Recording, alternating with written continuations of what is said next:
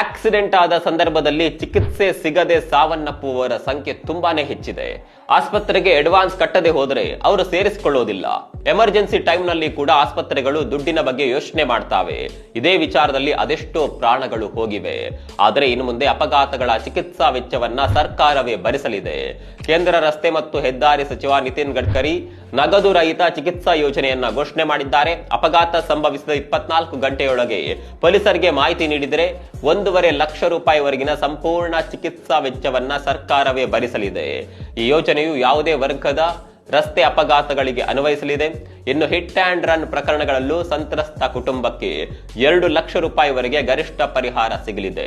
ರಾಷ್ಟ್ರೀಯ ಆರೋಗ್ಯ ಪ್ರಾಧಿಕಾರ, ಪೊಲೀಸ್, ಆಸ್ಪತ್ರೆಗಳು ಮತ್ತು ರಾಜ್ಯ ಆರೋಗ್ಯ ಏಜೆನ್ಸಿಗಳ ಮೇಲುಸ್ತುವಾರಿಯಲ್ಲಿ ಯೋಜನೆ ಅನುಷ್ಠಾನಗೊಳ್ಳಲಿದೆ. ಇದಕ್ಕಾಗಿ ಪ್ರತ್ಯೇಕ ವೆಬ್ಸೈಟ್ ಸಹ ರೂಪುಗೊಳ್ಳಲಿದೆ. ಇದರಲ್ಲಿ ಅಪಘಾತದ ವರದಿ ದಾಖಲಾದ ಬಳಿಕ ಗಾಯಾಳುಗಳ ಚಿಕಿತ್ಸಾ ವೆಚ್ಚ ಆಸ್ಪತ್ರೆಗಳಿಗೆ ಪಾವತಿಯಾಗಲಿದೆ. ಈ ಯೋಜನೆ ಬಗ್ಗೆ ನಿಮ್ಗೆ ಅನಿಸುತ್ತೆ? ಕಾಮೆಂಟ್ ಮಾಡಿ.